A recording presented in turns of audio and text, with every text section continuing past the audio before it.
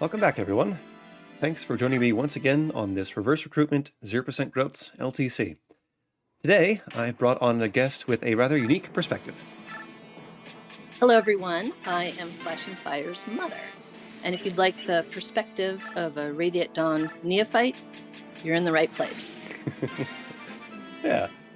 Irrespective of game knowledge, supportive parents rock, and so I'm really happy that you wanted to join me for this. Happy to be here. Yeah. So, we do have a few things to catch up on early. In the chapter, Ike used an Ashera Icon, which we received by stealing it in the previous map. That just gives him, small long-term reliability boosts, less chances to get crit. And Nephenee, our new unit who replaces Ranulf, has promoted into a Tier 3 Lancer, as it's known in this patch. And we'll get into her abilities a bit more as time goes on. So, Ike and Nephenee are the two units we need to arrive in the top two tiles of this map. They're blue toward the top. We can't see them right now because we're on a huge mountain. But that's the victory condition. We have to move two of our infantry units up to the very top. So their mobility is something that we'll have to compensate for as time goes on. We do need to kind of carve our way through the enemies in our way as well, which involves using Makalov, who, again, has not the intended stat line, but I'm sure there would be a way to work around that. And slowly but surely, we'll start climbing, start working through the enemies. So, quick check-in. Oh, never mind, Ike is blocked off. I was going to ask you where Ike is to make sure you were following, but... Okay. Yeah, I hadn't thought, we were talking about stuff beforehand and, going through what's going on the map, and I didn't realize that for someone who hasn't, watched Fire Emblem extensively, just distinguishing the units... Yeah, it's tricky. Yeah. And granted, I am moving a little fast, with my inputs. Like a normal player would be kind of considering their movements as they see the options, rather than having a rehearsed set of things to do. But I get that. Well, I will say this does give me a lot of respect for gamers as far as, just the skills you need, fine motor skills and multitasking, all that stuff. It's pretty impressive. Yeah, and this is a turn-based game where, you're not having to react to things in real time. Yeah, it can get a lot more complex when you have, real-time games, rhythm games especially, Guitar Hero and that kind of genre. Smash Brothers? Smash Brothers, yes. I have done a Smash Bros. Or two in my time. Down B, down B. No, recovery's up B. Recovery's up B. Oh, okay. Yeah. That's all I remember. Okay. All right. We have the green units on our side here, kind of absorbing some of the combat, which is nice of them. We don't need any of them to survive per se, and it's not a game over. Thank goodness if any of them go down. But they can clear out a few enemies before we get up to that point in the map. So that's helpful.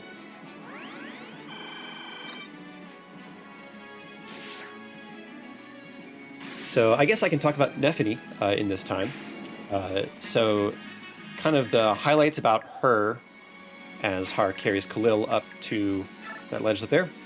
The highlights about Nephenee is that she has 23 strength and 29 speed, which lets her double pretty much every enemy on this map.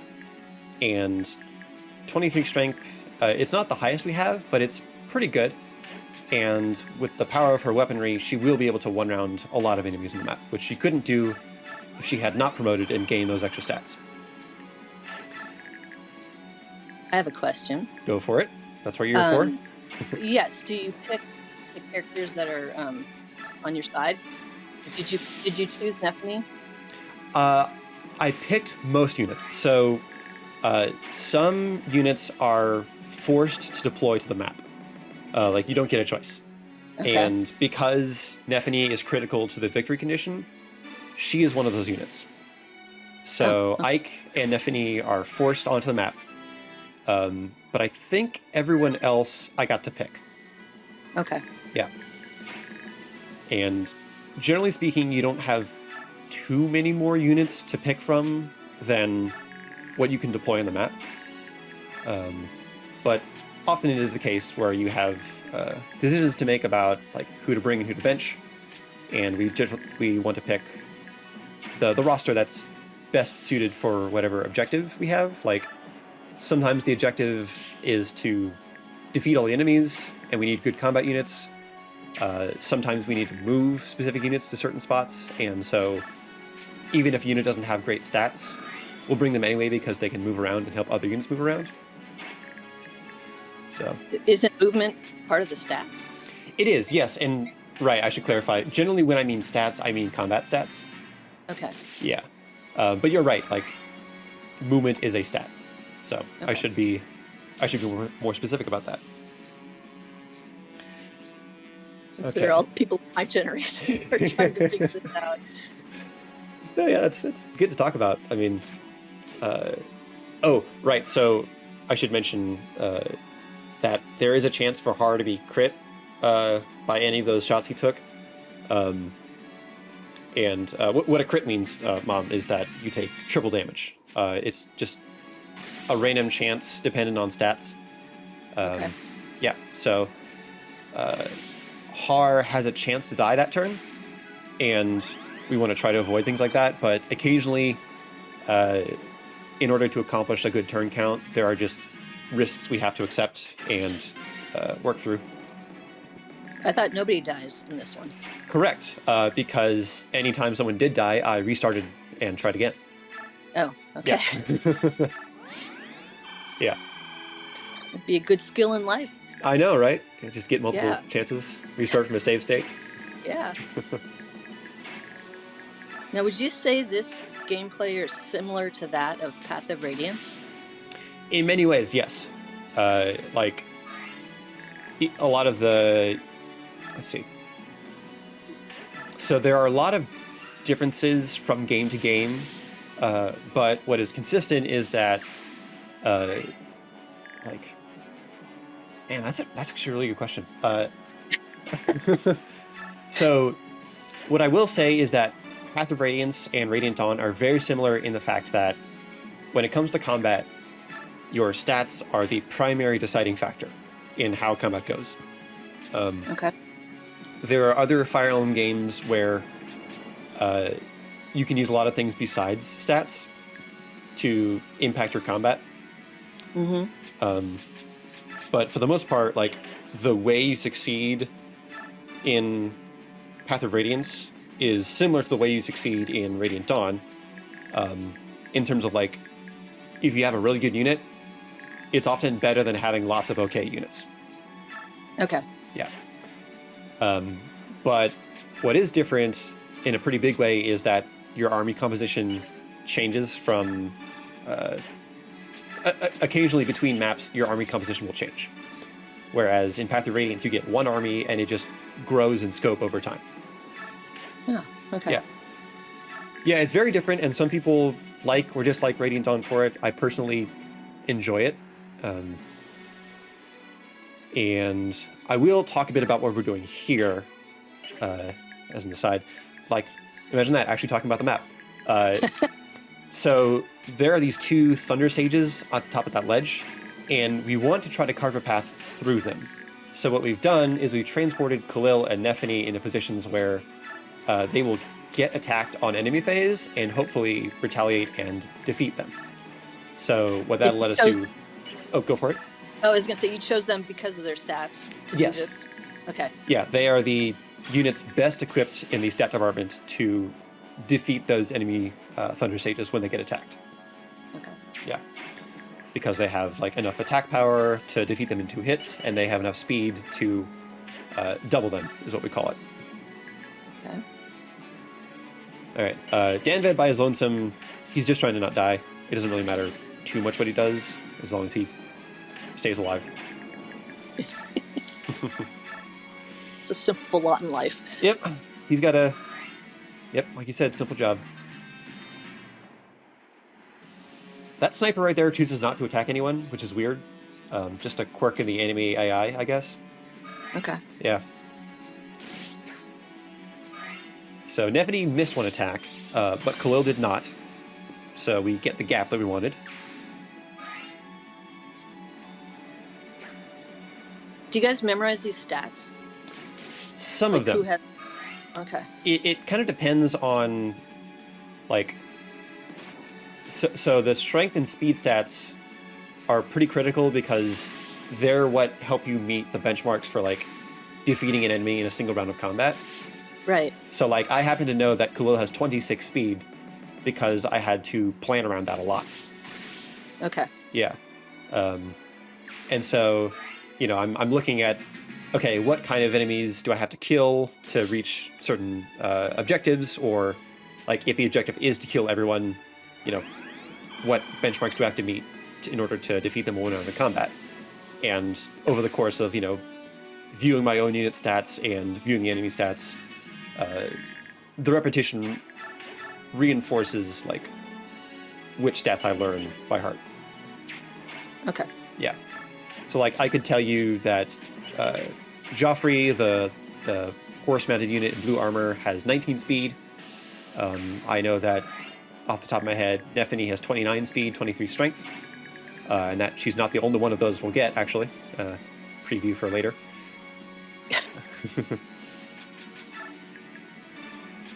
But you also talked about, like, leveling up and stuff. Does that change the stats? Normally, yes. So there are a bunch of different conditions on this run. One of it, which is the 0% growth condition. And what that means is that when your character levels up, the chance that they gain any stats as a result of that is set to 0%. Oh. So their growth rate is 0% in every stat. Okay. So, yeah. So, like, in a normal playthrough, each stat has, like, a percentage chance to go up here. But none of them went up here because of the particular mod that I'm using. Okay. So normally, like, as you progress through the game and defeat enemies and gain experience and level up, you gain stats and your job gets easier. But because I don't have that, it's an increase in difficulty. Okay. Yeah. So Khalil has 202 hit there, which means even though she's being attacked from down a ledge and receiving a minus 50 hit penalty, her attacks will still be quite accurate. Okay. Which is good news because there's a lot of enemies up there that we want to get out of Ike and Nephenee's way. So Khalil will serve as bait to bring those enemies down to attack her, and then subsequently die. And so we can use that to make Ike and Nephenee's job easier. Okay, so she's sacrificing for Ike and Nephenee. Yeah, she's not sacrificing her life necessarily, but she's moving to a position where, like, she's not with the others so that she can draw enemies away from them. Is she drawing the enemies away to kill them, or? Yes. Okay. Yeah, because right now there's only one spot where enemies can attack Khalil from. It's that spot next to the big armored dude. Yep. So in order for multiple enemies to attack her, she has to defeat them as they come. Okay. So, like, here's where it happens. So there's one guy. And then here's a second guy. And then I think there's another, and there might be a fourth that doesn't actually attack her, but moves to that spot, which is still helpful. Yeah. Yeah. They're not too bright. They're not. They are aggressive, and aggressive to the detriment of their own life. Yeah.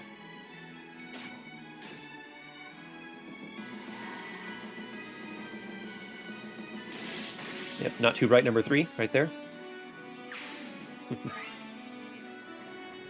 And then that guy has no enemies, or no allies within range. Okay. So those are the NPCs or whatever. Yes. And Okay. there isn't really anyone from them to attack this turn, so they're not doing much, which is fine. Like, honestly, it's good that they're not blocking any squares that we want to occupy. So they're behind us. Okay. Yep. Okay, so it's turn 5, and we cannot arrive this turn, but we want to set up to do that next turn. So Ike receives a shove from Kaisha. And then I think he will heal up this turn. I'm not sure what this viewing the inventory is about here. I don't think he has anything to do on enemy phase.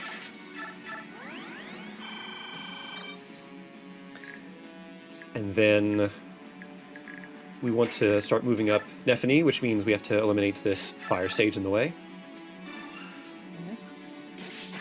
Yep. So the cat figure did that? Yes. Okay. And his name is Ranulf. He's not the unit we need to arrive, even though the victory condition says that, because of the reverse recruitment condition. Like, to the game, Ranulf counts as a different unit. Oh. Yeah. So it's got to be Ike and Nephenee. Yes. Okay. Yeah. And here's the scenario where Har can guaranteed kill that Swordmaster, who would otherwise kill him in return, or at least there's a chance of it. And I'm also checking some combat forecasts against other enemies to make sure Har can kill that guy and then not die on enemy phase. So this area was very crowded just a turn ago, and now it is much less crowded.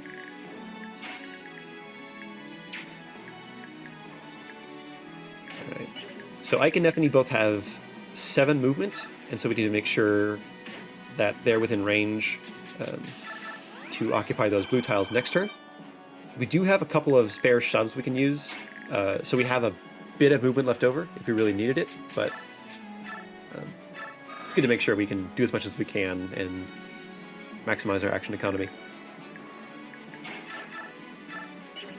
Yeah, there you can see that Khalil had like 100% accuracy up the ledge. Which, I briefly mentioned this earlier, Mom, but if you're attacking up a ledge, you are less accurate. Because you use up more of the squares, right? Not necessarily. It's just that, like, it's high ground advantage is what it is. Okay. So, like, the way the game represents that is that your hit total goes down and the enemy's hit total goes up. But if you have enough accuracy to begin with, then you can still get a 100% chance. Okay.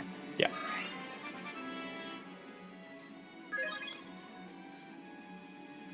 Okay, this enemy phase is pretty brief. Not too many enemies left here.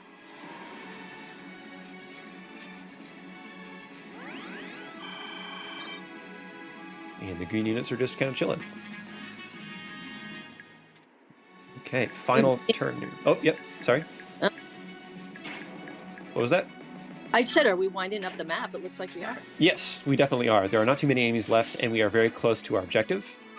Okay. Yeah. There's a chance of obtaining a hidden item with Har there. We didn't get it, but it doesn't matter. Bonus points if you viewers know what that item is. So between... yeah, Mom, you want to guess what's there?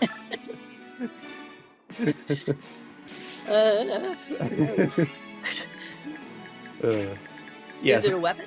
It is a weapon, actually. Ooh, a lance? It is not a lance. Cudgel? No, there are no cudgels. Oh. So between the Har with the hammer, Lethe, Mordecai, and Ike with the brave sword, we are able to take down those beefy generals standing in our way. And from this point, we've cleared everyone out. We've got Nephenee within range. We're home free. It's just that Khalil has decided to take a bit of a healing break. That will finish off 3-4 in 6 turns as I paranoidly scroll across the map. Boom! Bob's your uncle. All right. Cool. Well, thanks for joining me, Mom. Thanks for sticking with it. My pleasure. My brain's going to explode. I got to go lie down. Okay. All right. You do that. Okay. Thanks for humoring me. Yep, of course. Good to have you. Join me next time to witness a major opportunity. Words. Okay, I'll fix that in post. Join me next time to witness a major opportunity for improvement. Take care, everyone. Bye.